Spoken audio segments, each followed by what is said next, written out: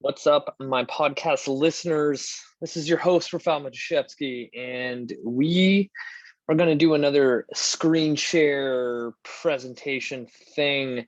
So, for those listening, 100% hit the show notes and watch the video because we're going to go through a couple photos, demos of exercises, and like things like that to kind of get my point across on what we're going to talk about today, which I'm super psyched because it is a topic that I'm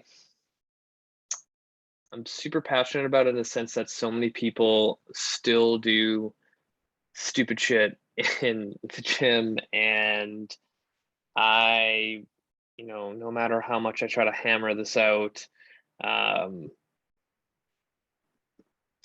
to say the least, it still pisses me off, but anyway, we're going to get into it right away because I want to keep this under 30 minutes because I know I'm going to talk forever about this. So we're going to talk about functional core training. So what the hell does that mean, first of all? If you are an individual that still believes that doing nonstop like crunches is going to, get the aesthetic look that you're hoping for, you're probably not going to get there. You're probably going to end up with some sort of low back pain, stiffness, buckling, things like that.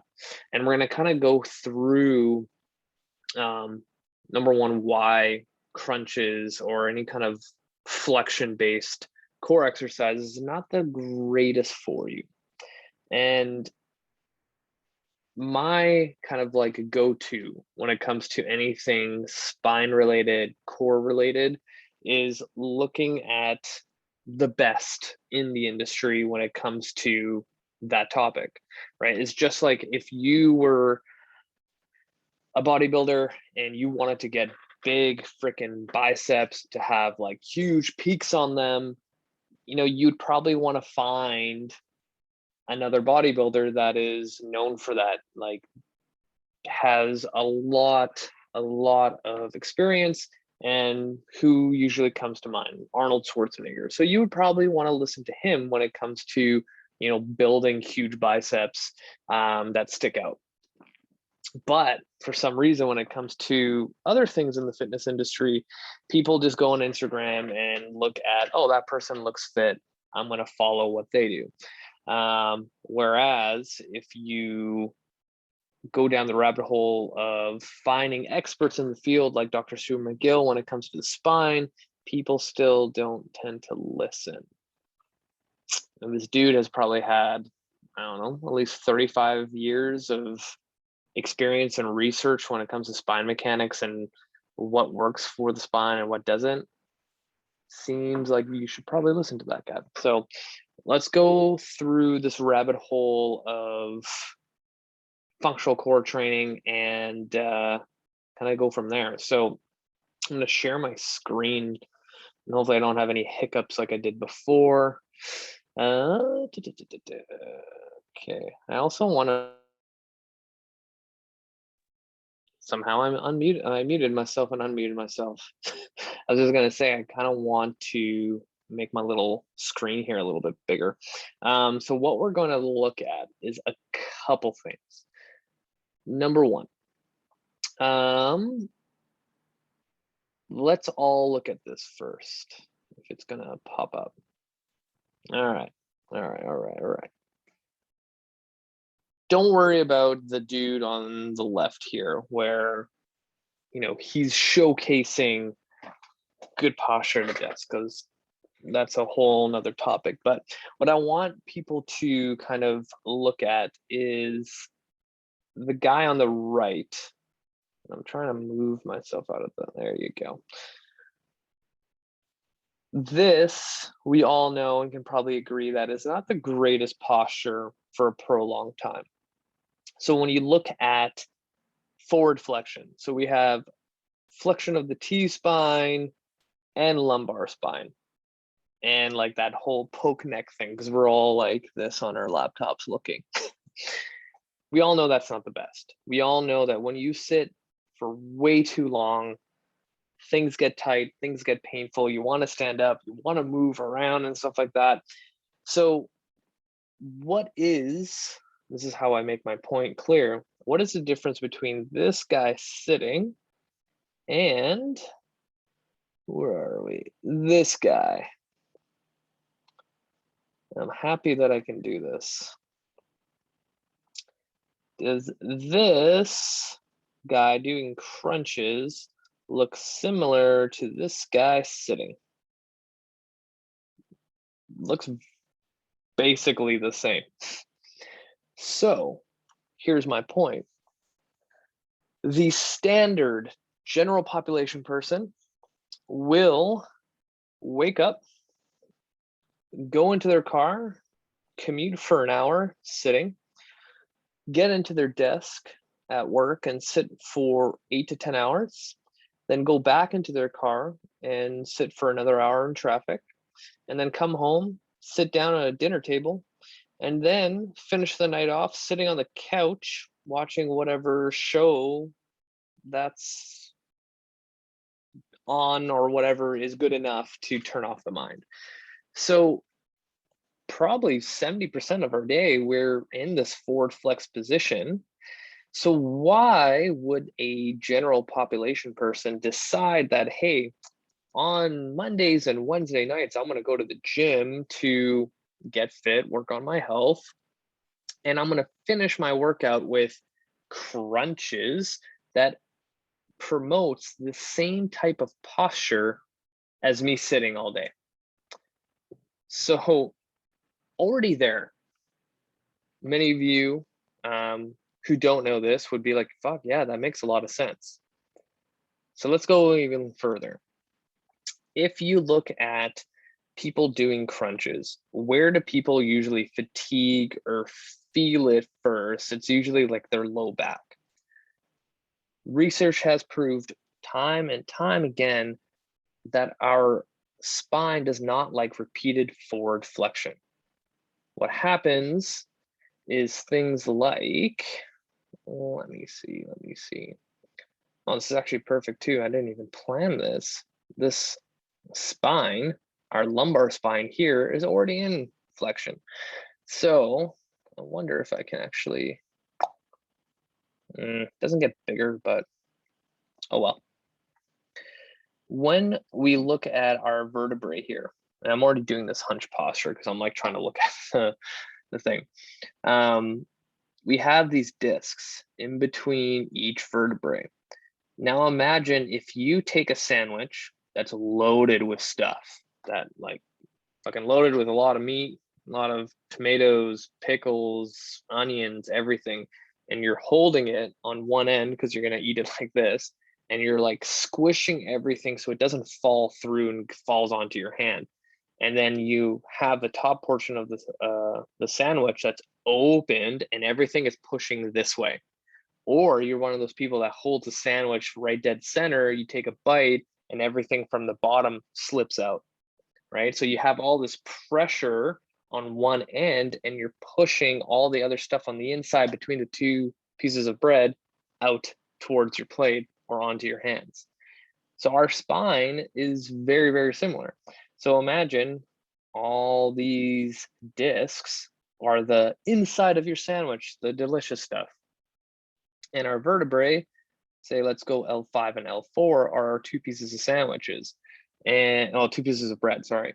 And we squish one side, all the stuff comes out this way. So your disc actually pushes out. So that's called a bulging disc, and a really, really freaking common. And what's kind of like all in front of here? A lot of fucking nerve endings. Once that disc gets pushed out, it could push against one of those, and now you have low back pain, like the sharp shooting pain, the sharp shooting kind, where it's nerve related and nothing that you do helps. Stretching doesn't help or anything like that. That's again a whole nother topic. Nerves hate being stretched.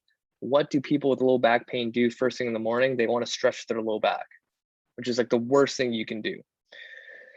So that individual that keeps sitting all day, keeps going to the gym, doing crunches and other exercises that, or just other crunch variations that end up putting your lumbar spine into flexion, you're just like feeding the fire, the fuel to the fire to make your low back really pissed off. So the other thing that I always get, so sometimes I'll talk to a coach that still believes that, you know, crunches is still a great core exercise. And they'll make the argument, well, if you bend your knees, you're not going to have your low back involved and your lumbar spine will be neutral. I'm like, okay, well, let's go down that pathway. So if I get rid of this photo, so kind of similar to like this guy, right? Like it kind of looks fairly neutral. So for that person that sits like this for a long, long time, our body tends to like to stay in that posture because this is what happens. Our body adapts to whatever stress you put on it. So an example is you go to the gym, you do a bicep curl with a 15-pound dumbbell. You do 10 reps, the next day you're kind of sore. So the next week you go back to the gym, you repeat your program or workout, and you decide to go back to that bicep curl. And the moment you start doing bicep curls with the same weight, same reps, it becomes easier. Like your body adapted to that stress, everything repaired because your nervous system goes, okay, the next time we do this, we're going to make sure that we're ready for it. So now you have to follow the principle of progressive overload. You have to do more volume to get that training effect, right? So our bodies are really efficient at adapting to what you throw at it. So it goes for everything we do. So in this case, when we sit every single day, our body wants to get really efficient at doing it. So it's going to help you, in a shitty way, to get you more efficient at sitting. So in order to be in this position, like your hips are in flexion. So imagine if this guy's feet or legs were straight, and now we bend them to be in a sitting position that is flexion of the hips. So your body goes, well, you have these things called hip flexors. I'm going to keep them tight to make you more efficient at sitting because it requires hip flexion. So where am I going with this? Let's look at our Psoas Major, which is our hip flexor. Oh, perfect. I love this view. All right, so hip flexor, and it goes right to where our femur is and our femoral neck, and it attaches. Oh, look at this. Look at all these vertebrae, basically L1 to L5. Our hip flexor goes right towards that lumbar region. So that person that sits all day, all of this stuff is super fucking tight and it connects to our lumbar spine and it pulls down on it. So now you have tension on the lumbar region, and it's kind of that like trifecta almost. We're getting to that point where there's so many things that we're doing that is constantly feeding the fire to more low back pain.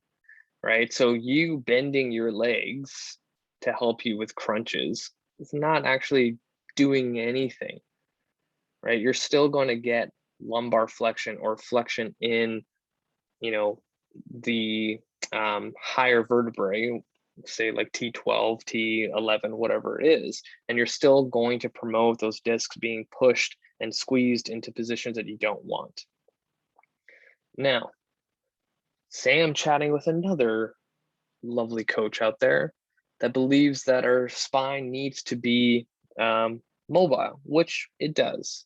But I'm always speaking for the general population. So there's something called a Jefferson curl. Let's go look at what that looks like. This guy.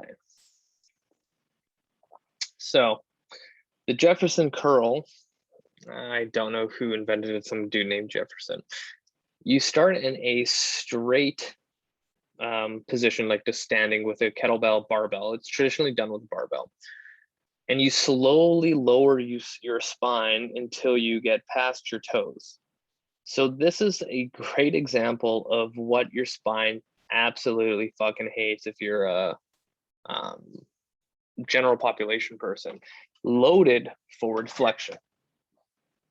Research has time and time again shown that when you load flexion, you have a really high chance of injuring yourself like royally.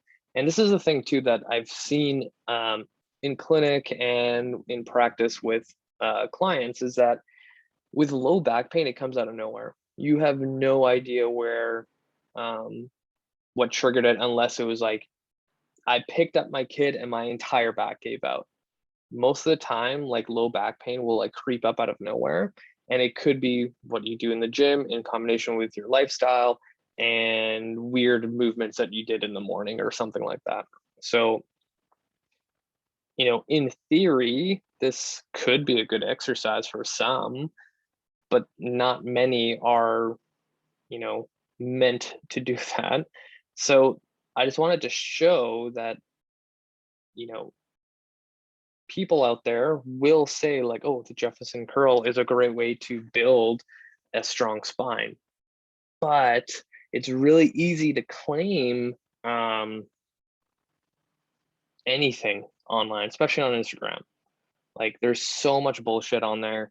And I get frustrated when people will like send me a video and be like, oh, like, what do you think of this? And I'm like, people just spewing out bullshit as always. But anyway, let's look at something else here I wanted to share. I'm kind of going all over the place, but I think we can kind of agree now that forward flexion, just like this guy sitting, is not going to be the best choice for core exercises for the general population. There are time and places when you might have to train flexion, and the only time I can think about that is a boxer or a mixed martial artist, because they're in forward flexion a lot. But I've spoken to so many top performance coaches on that topic specifically, and they're like, why would I want to train more flexion on these guys who are already doing so much flexion on the floor, on the mat, whatever, type of martial art that they're practicing? It makes no sense. Like, you loading flexion when you're already doing flexion hours on end during the week, you're just overloading it. It's just like you deciding to do bench press 5 days a week. You're going to overload that pattern, and other things are going to, suffer. So core training is kind of the same. So what I want to go through next is, actually, there's one more photo I wanted to show. Here. This is another example of the Jefferson curl, but I've seen so many times where people actually deadlift like this, and I'm like, just why? Why? You need to teach yourself how to keep a neutral spine. So if you actually go through the works of Dr. Stuart McGill, our spine is designed to fight motion, right? Like, in order to generate force and power and velocity and all those things, you need to be able to create stiffness and stability proximally, which means like within my core, to be able to create distal stability and power and strength, right? So this guy here is not demonstrating that at all. But if you were trying to train for some god awful reason, the Jefferson curl, then sure, this is where you should do it. But again, there's a time and place for everything. For the general population, it's like you ride your bike on the weekends for fun, but then your friend is like a downhill mountain biker that's professional, and they're like, you should come do a black diamond run. Like, that's literally the same thing. Like, the chances of you getting injured and falling on your face and breaking your like collarbone is pretty high. So like, you got to kind of know where you're at. And that's where like a whole nother topic of like, you got to stop listening to your ego and stuff like that. So what else did I have in here before I kind of go in? Again, like I'll bring this up. Like if you look at our lumbar spine in this photo, like this whole section right here is designed to be stable, right? And if you look at biomechanics or like how every single part of our body is designed to work, it would make sense to train to enhance that, right? Like our legs are meant to run. So why would you do movements that don't resemble any kind of running movements or utilizing your muscles that would, help in creating a movement like running, right? Like it's just like, it's literally common sense. Like if your elbow is meant to bend, like flex and extend, it would make sense to train movements like that rather than like, no, I'm going to train my elbow joint like my neck. Like it doesn't make sense. So it's the same thing. The other thing I wanted to show is the rest of the spine. So we know now that our lumbar spine is supposed to be, let me get rid of this guy. Where are we? Here we go. Our lumbar spine is designed to be stable. So when we look at the rest of our vertebrae along our spine, our thoracic spine, which is this junction right here, is designed to be super mobile. This is where we should be moving and within our hip junction. Our cervical spine is also designed for movement, but also stability at the same time, which is a whole nother thing which we may or may not get into today.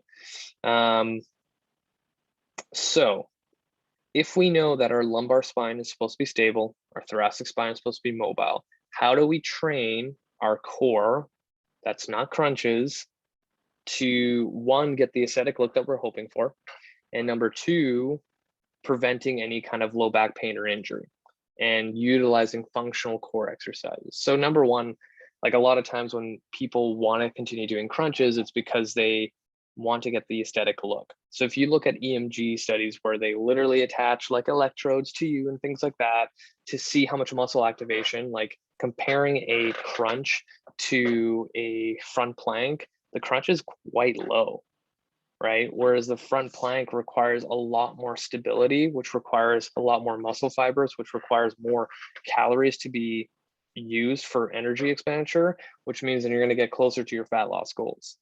So we're going to go down the rabbit hole of functional core exercises. So where I like to start is breathing. So we're going to go back to my lovely YouTube page, which by the way, you guys should subscribe because I post a lot, like a lot. And if you needed a library of exercises or ideas or demos or tutorials, like this is where you should go, or like even watching this video. So we're gonna play this guy.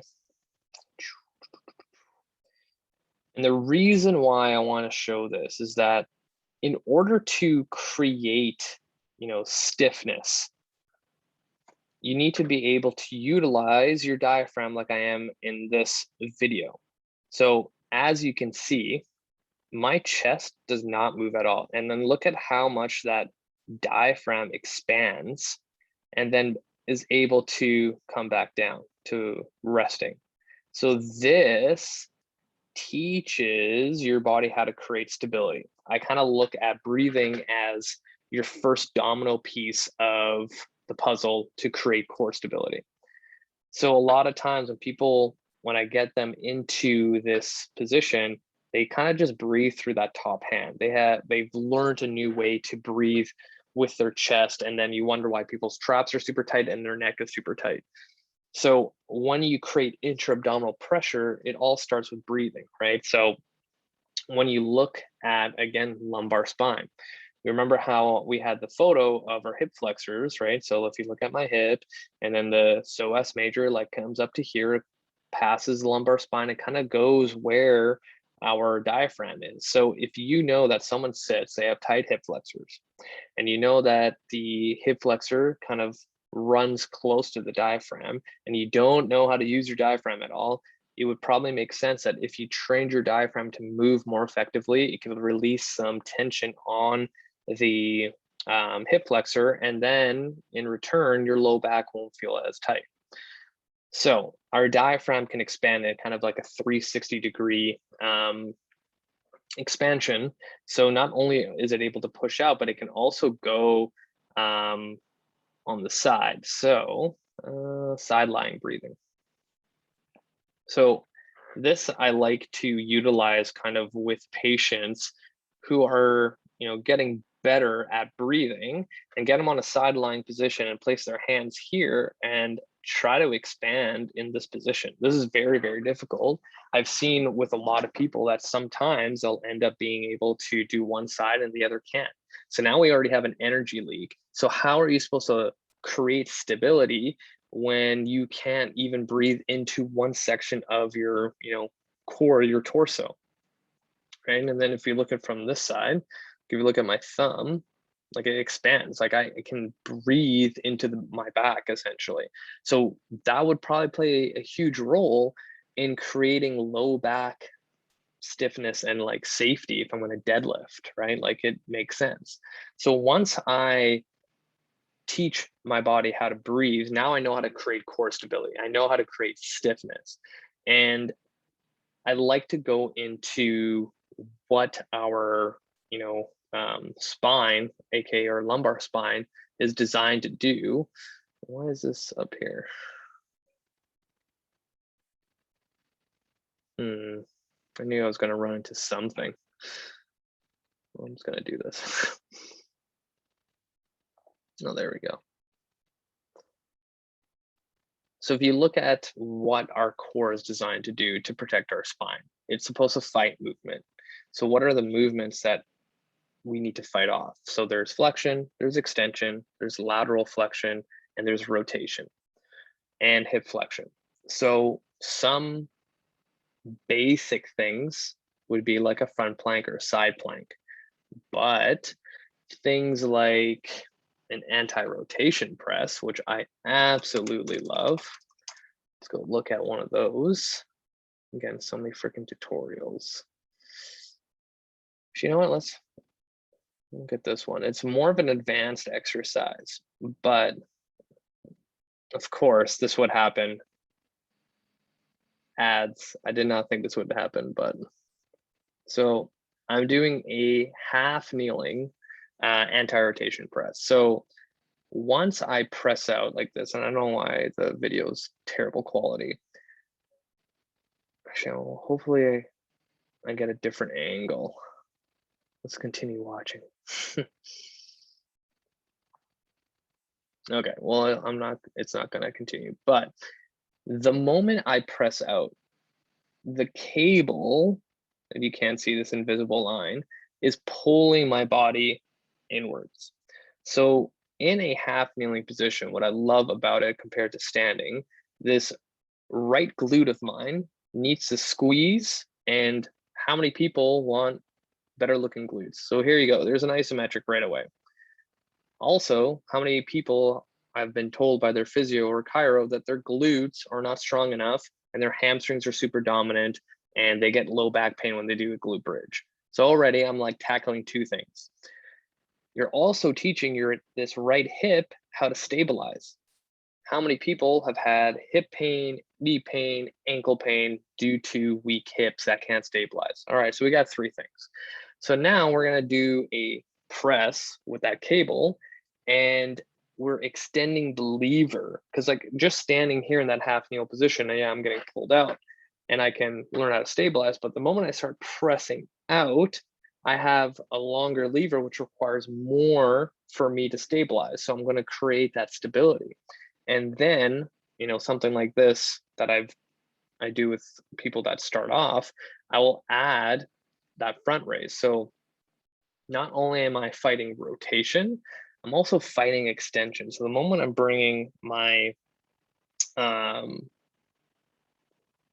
my hands with the cable up towards the ceiling, going into flexion, I'm fighting extension, because if I go all the way up towards the ceiling, I'm going to be in an extended position where, it'll be easy to utilize my low back, which I didn't even mention. In a half kneel position, it's really hard to extend through lumbar spine. So it's another way to teach how to utilize hips instead of low back, and reteach your body how to utilize your hips. Also, this other exercise, when you get to the very top, you're also finding antilateral flexion.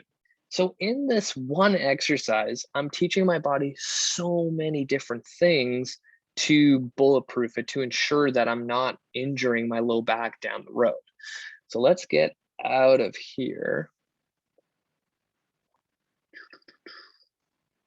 and look at some other core exercises that I absolutely love.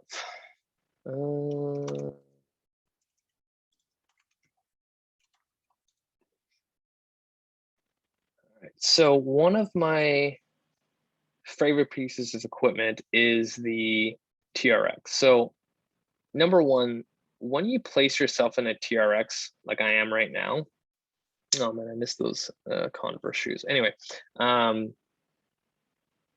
there's a lot of unstable positions, because like these handles move all the time. So I have to create a lot of stiffness, which my lumbar spine really, really likes. And I'm actually happy that I chose this, because number one, let's hip flexion is one way to train our core effectively. But now look at my lumbar spine. Like there is some flexion in here. So let me try to stop. Boom, flexion. So remember how I said our spine does not like flexion. The moment, like this is the cool thing about our industry, but this is also a kind of a shitty thing, because people end up taking it too far and spewing up bullshit. The moment you know the rules, that's when you can break them. So yes, I'm putting my lumbar into flexion, but it's not loaded. This exercise is an advanced exercise that most general population people won't be using, but this also comes down to a coaching thing. So, us coaches should also be coached. So if I had a trainer and they saw that, they should be good enough to be like, hey, keep your hips lower, make sure you're not rounding. But then if you look at my anatomy and the exception of the rule, if I'm able to get into that position, I should be able to train in that position. So there's a lot of, here's one way of doing it in my industry, and then here's another way of doing it. So there's always an exception to the rule. So if I saw a client of mine who has low back pain, or just like a client of mine that has low back pain in general, I wouldn't give them this exercise. If I had, say, a yogi that is super flexible and their spine is like a freaking like noodle, I wouldn't be worried about something like this. If I had a general population person and I want them to give this sort of exercise doing hip flexion, I would get them not to drive their knees as far as possible. I would get them into a position where it's at 90 degrees, which I'm going to show an example of. I wonder how we are on time. I'm going to end up talking forever. So here, I think I might have even shown this last time, but so if you look at me here, doing a slow motion mountain climber, hip flexion, just like the atomic crunch, but now look at my lumbar spine, super neutral, super stable. And I hold this for a while to teach my body how to stabilize hip flexion, right? Neutral. The other video is just a great example of how there's always exceptions to the rule, right? So this is what I actually would teach to a client of mine or a patient. Learn how to stabilize hip flexion with your lumbar spine, right? This is functional core training at its finest if I had to like choose something, right? So now we went over like breathing, we went over like basic planks, hip flexion, and now I also want to show anti-lateral flexion. And we also did anti-rotation, so fighting any kind of rotation. Farmer carry. So a single arm farmer carry.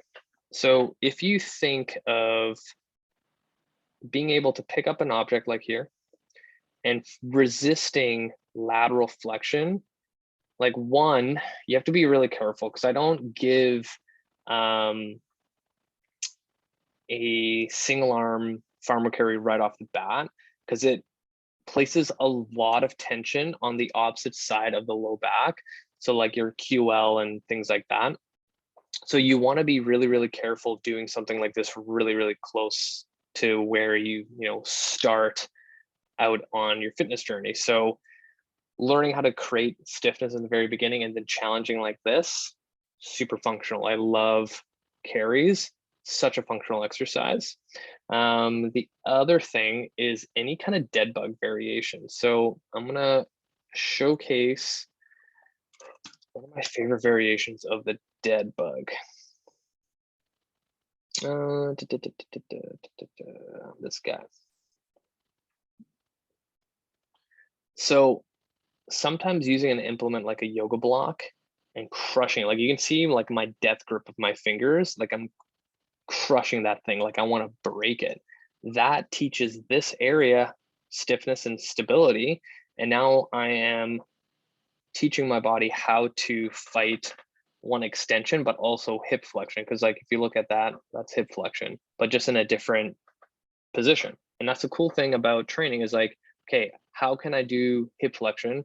I can do a dead bug, I can do a mountain climber, I can, but sky's the limit of how you can do this, right? And this is where like the art comes into creating a program for the individual. And this is a whole nother like thing that we can get into is why people need to get an assessment done, which I've done a podcast episode about, to make training specific to the individual and not just like a cookie cutter program. Now, the other thing is like rotary stability. I really hope I'm not going over time, but it is what it is. Bird dogs. One of my favorite ways, and I feel like I might have invented this exercise. So if someone finds out online, someone else is doing this. So why is it speeding up? Or maybe I did that. Anyway, so a traditional bird dog is like the arm in front extending forward and then the other leg extending back. So what I find a lot of times, so this is how it looks on this direction. People kind of just go through the bird dog just through the motion, and it is what it is. Like they don't think about it. So I try to find ways to create exercise like the bird dog where people feel it right away and they're like, oh fuck, this is really hard. So number one, when you're in a quadruped position, like you have all 4 points of contact. The reason why the bird dog should be difficult, and now you're on only 2 points of contact with your hand and leg down, right? And that creates an unstable surface and you need to stabilize it. But I find a lot of times people end up just using lumbar spine to extend that back leg if they're going to kick back. And then they end up like extending their arm up and they end up arching and it's just terrible. So I thought of, okay, number one, I'm going to make an isometric. So when I do this bird dog variation, I hold this position for 10 seconds and then come back in. And in that position, I'm telling people like, drive that fist even higher, drive that knee even higher. So they're trying to get more tension, more feedback, and they feel it right away. But the other thing too, what I thought about this exercise is like, what are 2 other things that people are terrible at? They're terrible at activating this stuff on the hip, like those external rotators, right? So the stuff that like lateral lunges, step ups, like stuff that requires a lot of single leg strength all comes from those hip stabilizers. So people are terrible at it. So I'm like, why don't I add like hip flexion and hip abduction and hold it isometrically for 10 seconds? The other thing that people are terrible at are shoulder mobility in general, especially external rotation. So I have this arm in abduction and external rotation. I'm telling people to like use their fist to like drive it back as much as possible, and they feel it right away. So now I have three things. So like core stability from the bird dog position, hip stability, and shoulder stability, all working all at the same time, right? So this is the kind of stuff that people should be doing. And it blows my mind that people still fall into those patterns of like, oh, I'm just going to go do crunches or like whatever, go on a machine that does the crunch for me. Like, stop, just stop. Doing this stuff will bulletproof you for life. And then you can challenge yourself beyond things that you could ever imagine. So I'm going to stop it there because I feel like I could talk for like hours on this topic, but hopefully that sheds some light on functional core training and how to protect your low back and what our backs are designed to do and things like that.